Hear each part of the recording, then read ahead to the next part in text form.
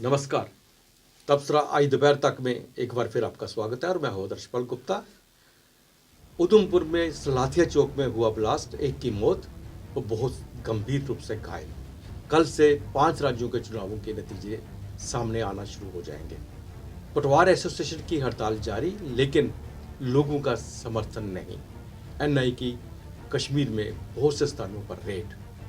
तो आइए इस पे हम चर्चा करते हैं और आज हमारे साथ हैं वरिष्ठ पत्रकार सतीश वर्मा जी। सतीश जी, उधमपुर में ब्लास्ट, एक की मौत होगी और बहुत 13 से ज़्यादा जख्मी हुए हैं। कल 10 मार्च को 5 राज्यों के चुनावों के नतीजे का सामने आ जाएंगे। पटवार एसोसिएशन जो पटवारी हैं उनकी हड़ताल जारी है, लेकिन लोगों की उनको समर्थन नहीं मिल रहा है।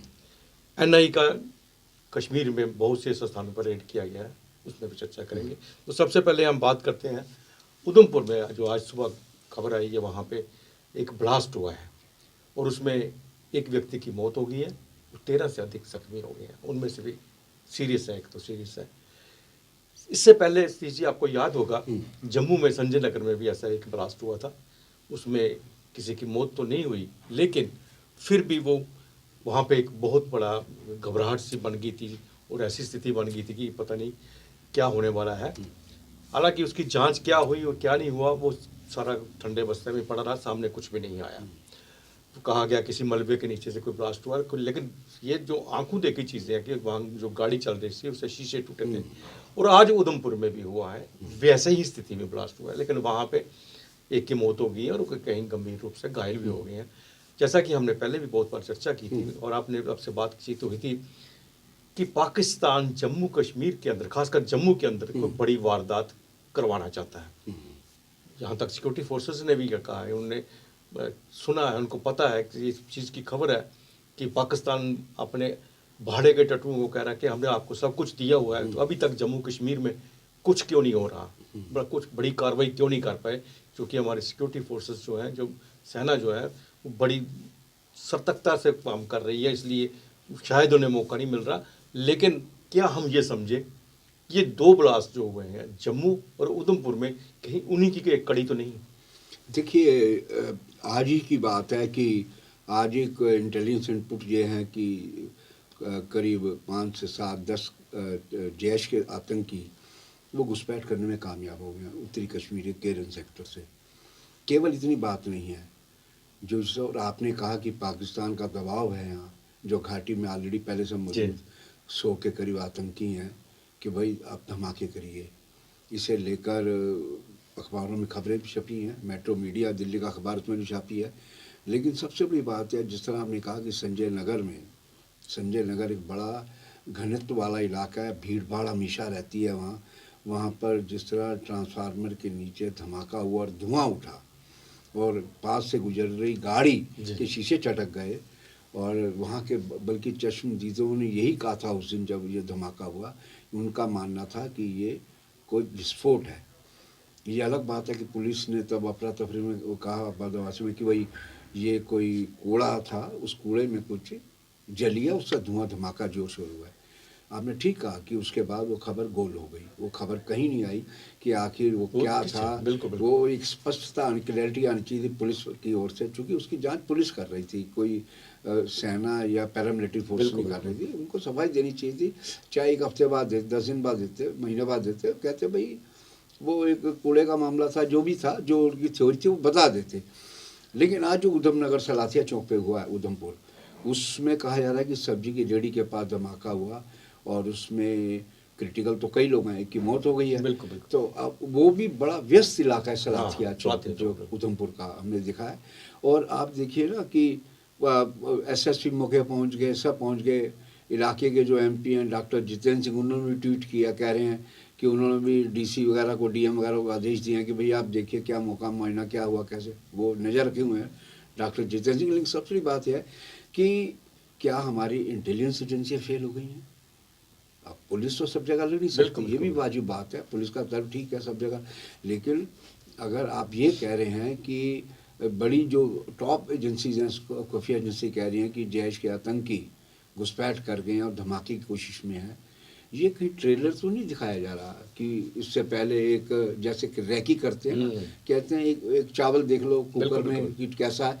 हमें लग रहा है कि ये कोई बड़ी साजिश हो सकती है, लेकिन अब यह है कि इसकी जांच अगर ईमानदारी से हो, पारदर्शिता से हो, तब सच्चाई होती है। कई बार होता है कि जो संबंधित जांच एजेंसियां होती हैं वो लीपापोती करने की कोशिश करती हैं ताकि उन पर उंगली ना उठे। चूँकि देश की सुरक्षा से जुड़ा मुद्दा है, हम समझते हैं इसमें बड़ी गंभीरता के साथ, और बल्कि इंटेलिजेंस यूनिट से LIU होते हैं, लोकल इंटेलिजेंस यूनिट जो होते हैं, उनकी भी जिम्मेदारी बनती है। आखिर जिस प्रकार लगातार इनपुट्स मिल रहे हैं, इंटरसेप्ट पकड़े जा रहे हैं टेररिस्टों के आपसी बिल्कुल, बातचीत बिल्कुल, में बिल्कुल, बिल्कुल, कि बिल्कुल। धमाका करिए, तो ये और ख़ास तौर से जम्मू भी, वैली तो है ही है, चूँकि वैली पर उनकी कमर तोड़ रखी है बुरी तरह, आर्मी ने, बिल्कुल। सिक्योरिटी फोर्सेस ने पूरी तरह कमर तोड़ रखी है। वहाँ वो जरा भी करते हरकत उनको बख्शा नहीं जाता। लेकिन बाकी अगर जम्मू प्रोविंस की बात करें, हालांकि जम्मू प्रोविंस में हमारी चिनाब वैली भी आती है, किश्तवाड़ दोबारा से फिर गर्म करने की कोशिश की जा रही है आतंकवादियों द्वारा। आप पीर पंजाल का रजौरी पुंछ लें, आपको याद होगा कि पिछले साल कई दिन लंबा वहाँ प्रदर्शन चला, वो जहाँ सुरनकोट इलाके में और मेंढर के इलाके में जंगलात में हमारे नौजवान शहीद हो गए थे आर्मी के, लेकिन वो कहाँ निकल गए उनका कोई पता नहीं चला। तो हम समझते हैं ये सुंदरबनी हो गया, ये तमाम जो LOC से सटे इलाके हैं, और अब ये जो है, ये हमें लगता है कि अगर ये कोई विस्फोट करा गया, धमाका टेररिस्टों द्वारा, स्वाभाविक है कि कोई लोकल एलिमेंट लाजमी तौर पर उनके संपर्क में होगा, क्योंकि अनजाना आदमी आकर इस तरह की हरकत को अंजाम देकर वहाँ से भाग नहीं सकता। तो ये जरूरी बन जाता है कि आप समय से रहते ही सचेत करिए, और इंटेलिजेंस को जरूरत है कि ऐसी खुफिया चीज़ें गैदर करके शेयर करें, ताकि जो बड़ा एक खतरा मंडरा रहा है जम्मू के ऊपर खास तौर से, उससे निजात मिले। एक सबसे बड़ी बात है कि SSP जो उधमपुर है, हाँ, वो बहुत जल्दी मौके पर पहुंच गए, और मौके पर बाकी पुलिस भी पहुंच गई, उन्होंने मुआयना शुरू कर दिया। अब देखते हैं जांच की रिपोर्ट क्या आती है, वो क्या चीज़ थी, लेकिन वो कोई हल्की मुल्की चीज़ तो हो नहीं सकती ना, जिसमें बंदा कैजुअल्टी हो गई है और कुछ क्रिटिकल भी है, और इतने जख्मी हो गए थे। इस पे रिपोर्ट आने के बाद फिर हम इस पे बात करेंगे। तीसरी 5 राज्यों के चुनाव हो चुके हैं, और बहुत लंबे चुनाव चले, खासकर यूपी के अंदर बहुत ज़्यादा देर तक चले, और सबकी निगाहें जो हैं इन 5 राज्यों के चुनावों पर टिकी हुई थी। सबसे ज़्यादा यूपी के अंदर टिकी हुई थी, और कल जो है इनके वहाँ पे जो है गिनती शुरू हो रही है, उनकी काउंटिंग शुरू हो रही है, और कल रिजल्ट जो है इस वक्त तक हम दर्शकों को बता सकेंगे वहाँ की क्या पोजीशन है, सही पोजीशन सामने आ जाएगी। लेकिन इससे पहले जो एग्जिट पोल जो आए हैं, उन्होंने भी जो बताया है उसको लेके यूपी के अंदर फिर तनातनी शुरू होगी कि कल अखिलेश यादव के जो उनके वर्कर थे सपा के, उन्होंने एक ट्रक को पकड़ा, उसमें EVM मशीनें थी, और उन्होंने ये भी दावा किया कि इससे पहले 2 ट्रक जो है भाग गए हैं। और EVM मशीनों को लेकर फिर शुरू हो गई है उस बात को लेकर चर्चा, कहीं हेरा फेरी तो नहीं हो रही। ये हो सकता है एग्जिट पोल को सुनने के बाद हो, या क्या पोजीशन हो। एग्जिट पोल ठीक भी हो सकते हैं, गलत भी हो सकते हैं, उसके पे हम बात नहीं कह सकते कि ये एग्जिट पोल को लेके ही है। लेकिन इसके बाद उसने वहाँ के जो DM है, उन्होंने कहा नहीं, ये जो मशीनें थी ये प्रशिक्षण के लिए थी, तो उन्हें ले जा रहे थे ताकि उनको सिखाया जा सके कि काउंटिंग किस तरह की जा सकती है। तो अखिलेश यादव का ये दावा है कि अगर ये सिखलाना था तो 2 ट्रक क्यों भाग गए, खड़े होते, बताते ये पोजीशन है, ये मशीनें वो हैं, दिखाते वर्कर्स को सामने दिखा देते, तो एक शंका वहाँ बनी हुई है। लेकिन सबसे बड़ी बात यह है, इन 5 राज्यों के अंदर कांग्रेस और भारतीय जनता पार्टी के 2 राज्यों में कड़ा मुकाबला है जी। पंजाब के अंदर जी, उसमें बीजेपी और कांग्रेस पीछे है, जैसे एग्जिट पोल दिखा रहे हैं। इतना जब फर्क आता है तो फिर मानना ही पड़ता है, जब 19-20 का फर्क हो तो फिर थोड़ा सा इंतजार करना पड़ता है नतीजों को। लेकिन अब देखते हैं कल क्या होता है। नहीं, देखिए, हम एग्जिट पोल की बात करें, एग्जिट पोल के बारे में पिछली बार भी जब हुए थे बंगाल का इलेक्शन, तभी ये तमाम मीडिया ने बड़ा ताकत का कहा था कि बीजेपी सरकार बना रही है, बीजेपी फुल मेजॉरिटी ले रही है। यही हाल इन्होंने बिहार में करा था, यही इन्होंने छत्तीसगढ़ में किया था, यही हरियाणा में किया था, और यही पंजाब में पिछली बार इसी मीडिया ने कहा था कि केजरीवाल सरकार बना रहे हैं। लेकिन केजरीवाल की कुल 20 सीटें आई थी, 10 उनमें से कांग्रेस में भाग गए थे। तो कहने का मतलब है कि इन पे 100% भरोसा नहीं किया जा सकता। ये बार बार प्रमाणित हुआ है कि ये मार्केटिंग का खेल है। जी, जी। ये अक्सर कहा जाता है, ये कोई साइंटिफिक, देखिए ना, वो जमाने चले गए कि जब 60 के 70 के दशक में वोट डाल के आता था, वोटर ईमानदारी से कहता था भाई मैंने कांग्रेस को वोट डाला, बीजेपी को डाला। अब वोटर बड़ा सियाना हो गया, चालाक हो गया। वो अगर वोट अंदर किसी को डाल के आया और सामने देख रहा है कि फलाना चैनल है, अरे ये तो गोदी है, वो उसी भाषा को जवाब देगा, नहीं हमने तो उसी को डाला वोट। तो अभी ये कह पाना बड़ा मुश्किल है कि कौन जीतेगा, लेकिन यह कि धड़कने जितने प्रत्याशी हैं सबकी बड़ी हुई है। आखिर कल नतीजे क्या आते हैं। और उत्तर प्रदेश तो इसलिए सबसे ज़्यादा अहम है भाजपा के लिए, खास तौर से चूँकि सेंटर का रास्ता वहीं से है। और इस बार ये तो मानना ही पड़ेगा, जिस प्रकार का सोशल मीडिया पे हम देख रहे थे, गोदी मीडिया तो उस तरह की बातें करता नहीं है, सोशल मीडिया में लगातार आ रहा था कि सपा महागठबंधन वो एक कड़ी टक्कर दे रहा है। ये लगातार इस प्रकार के इनपुट सारे चर्चाएं भी हो रही थी।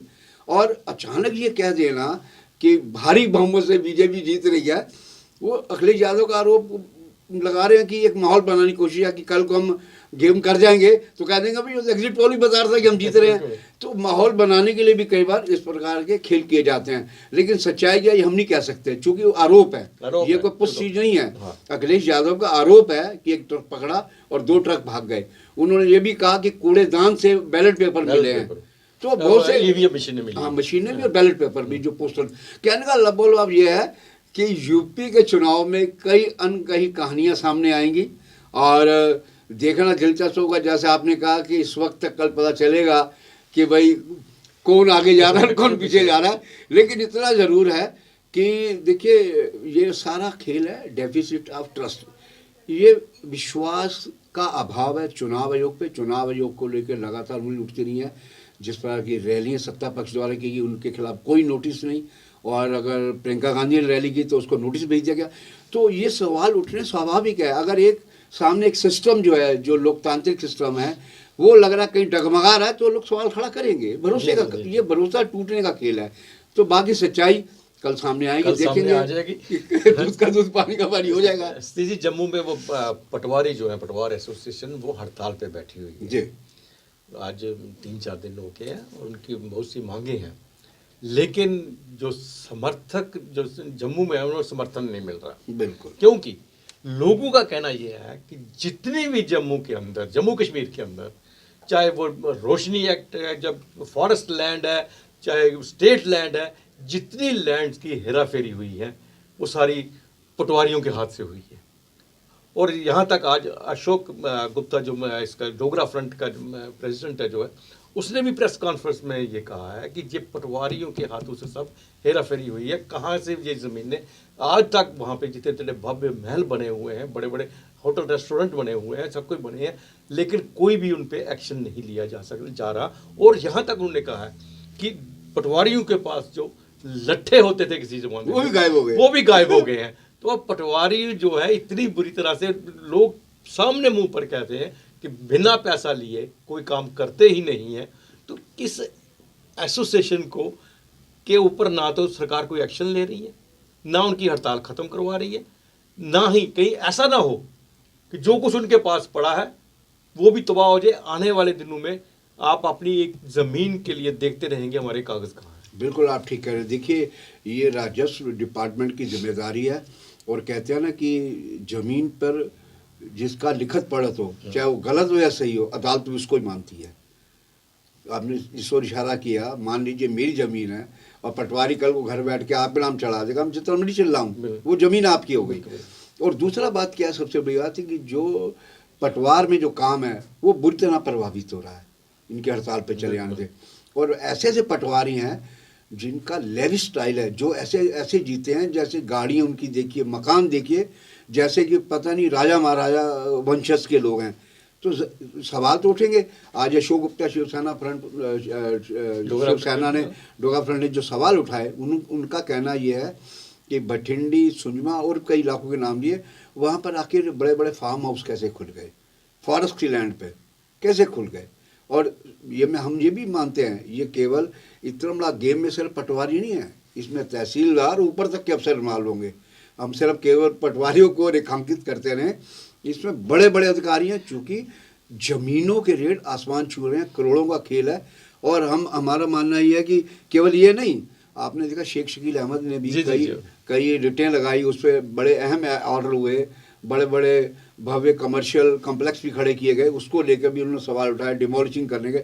लेकिन दुखद पहलू ये है कि जेडीए का पंजा जो है वो मजलूम पे चलता है। मजलूम क्या, कोट एंड कोट इसलिए कह रहे हैं कि जिसने पता नहीं जमा पूंजी कैसे इकट्ठी करके वो टुकड़ा लिया होगा, चाहे वो गलत टुकड़ा लिया हो, उसके यहाँ बुलडोजर वो पहुंच जाता है, पीला पंजा। लेकिन जो उच्च रसू का लोग हैं, जिनके राजनीतिक कनेक्शन है, जो पैसे में तगड़े हैं, बाहुबली हैं, उनके यहाँ उनकी नज़र तक नहीं जाती। ये शेख शकील अहमद की रिट में भी कहा गया, और जबकि double bench chief justice high court ने और एक उनके साथ सहयोगी जो जज थे, उन्होंने भी कहा था कि कार्रवाई करके बताइए। वो ट्रांसफ़र हो गए लेकिन कार्रवाई आज तक नहीं हुई। तो उनका कहना काफ़ी हद तक ठीक है अशोक गुप्ता जी का, कि भाई आप ये बताइए ना, ये कैसे फार्म हाउस बन गए फॉरेस्ट लैंड पे, स्टेट लैंड पे कब्जे हुए हैं। और यही वजह है कि आज जम्मू में ज़मीनों के भाव इतने बढ़ गए हैं कि गरीब आदमी अपनी झुग्गी नहीं खड़ी कर सकता है यहाँ पर। और जबकि जम्मू एक ऐसी खूबसूरत सिटी थी, यहाँ पर खान पान से लेकर रहने तक के इंतज़ाम सस्ते में हो सकता था। लेकिन ये ज़मीन माफिया जो पैदा हुआ है अफसरों की, नेताओं की मिली भगत से, इसने यहाँ पर मध्यम वर्गीय जो आदमी है, बिलो मध्यम वर्गीय, उनके लिए भी दुश्वारियाँ खड़ी की हैं। सीजी आज कश्मीर में एनआई ने बहुत सी जगहों पर रेड किया है, और उनका पीछे जम्मू में भी, जो बटिट्टी में भी कुछ पकड़ा गया था, सही चीज़ें आईडी वगैरह ब्लास्ट के लिए जो पकड़ी गई थी, कुछ उस सिलसिले में है या कुछ दूसरे सिलसिले में है। लेकिन इस वक्त काफ़ी जगहों पर उनका रेड चल रहा है। ये बिल्कुल, देखिए ये सारा खेल है विदेशी फॉरेन फंडिंग का। कहाँ से पैसा आ रहा है? एनआईए लंबे अरसे से जो जमात इस्लामिया के जो हेड हैं उनके यहाँ छापे मार चुके हैं, और उससे पहले स्टेट का जो बना एसआईए बना, स्टेट इन्वेस्टिगेशन एजेंसी, एनआईए की तर्ज पर उन्होंने भी छापेमारी करी। आज जो एनआई छापेमारी कर रही है वो उन लोगों के यहाँ कर रही है जो जमात से पहले जुड़े रहे या अब जुड़े हुए हैं। तो इस प्रकार के इनपुट्स हैं कि उनको कुछ दस्तावेज हाथ लगे हैं, अब उसको खंगालेंगे, उसमें देखेंगे कि इनमें कितने कितने ये इन्वॉल्व हैं। उसी प्रकार से उनके खिलाफ फिर जो कानूनी कार्रवाई है, एनआई हो सकता है साथ ले जाए दिल्ली, क्योंकि एनआई के मोस्टली केस जो हैं वो दिल्ली जाके दिल्ली का तिहाड़ जेल में जाके एंड होता है केस होगा। तो हम समझते हैं, देखना होगा कि आज रेड के बाद एनआई का ऑफिशियल स्टेटमेंट क्या आता है। बिल्कुल सही कहा। ये था तबसरा दोपहर तक का। बाकी खबरों के लिए आप देखते रहें पीपी न्यूज़ लाइन। जाने से पहले एक बार फिर आपसे कह दें कि आप हमारे चैनल को सब्सक्राइब कीजिए, ताकि आपकी हर बात हम प्रशासन तक पहुंचा सकें। नमस्कार।